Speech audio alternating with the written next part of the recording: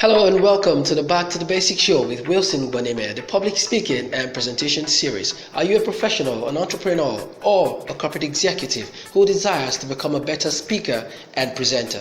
This series is designed specially for you. I'm going to be sharing with you basic strategies, tools, and techniques that can help you to become a more confident, dynamic, and engaging speaker and presenter. And yes, you're welcome. Enjoy. How do you deal with the fear of speaking in public? For me, I've divided my strategies into three parts. One, how to deal with the fear before the presentation.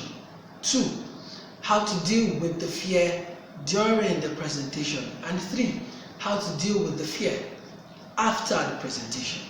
There are certain things that you can do before you step on stage to present that can help you deal with the fear.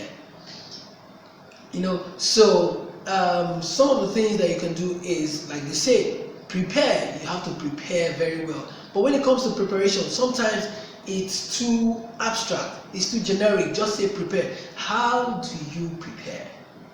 So in subsequent videos, I'm going to be sharing with you how to prepare. What are some of the things that you need to put in place to be able to help you prepare well, so that by the time you're getting on stage, you know that you have taken care of that aspect. But guess what? Sometimes you may have taken care of that aspect and still get on stage and feel the fear. So what are some of the things that you can do during the presentation to deal with the fear? Because you may have prepared to the best of your ability and you still get on stage and experience stage fright. So what are some of the things you can do in the moment while you are presenting to manage that situation, and people would not even know that you were experiencing stage fright? There's also something that you should do after the presentation to deal with the stage fright. Now you may want to ask me, but the presentation is done, it's over. Why should I be doing something after I'm done the presentation? And that is the mistake. A lot of you are still struggling with stage fright because after you finish presenting, you don't go back to analyze your performance. It's called feedback analysis. Feedback analysis. When you go back mentally, if you didn't record your presentation, you can do it mentally. What did I do right? What did I do wrong? How did the audience respond to this joke? How did the audience respond to this thing I did, this thing I said? So by the time you've done that, you'll be able to come up with, the things that you need to change. What are the things you need to improve on?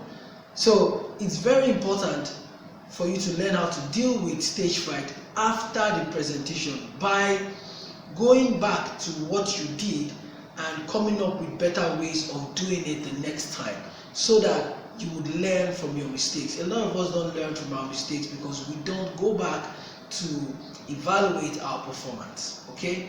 So in subsequent videos, I'm going to be sharing with us different strategies, different techniques, the different tools that we can use to deal with the fear before the presentation, during the presentation, and after the presentation. Because what works for one may not work for the other. What works for Mr. A may not work for Mr. B. The combination of strategies, the combination of tools that Mr. A needs to be able to deal with stage fright might be completely different from the combination of tools and strategies that Mr. B needs. So by sharing with you these various strategies, tools, and techniques, you'll be able to pick the ones that would work for you best and apply those ones. Okay? So that's it for today. See you next time. Hello, this is Wilson Gwaneme saying thanks for watching. I'd really love to hear from you. So if you have any questions, do not hesitate to send them in. Take care. Bye-bye.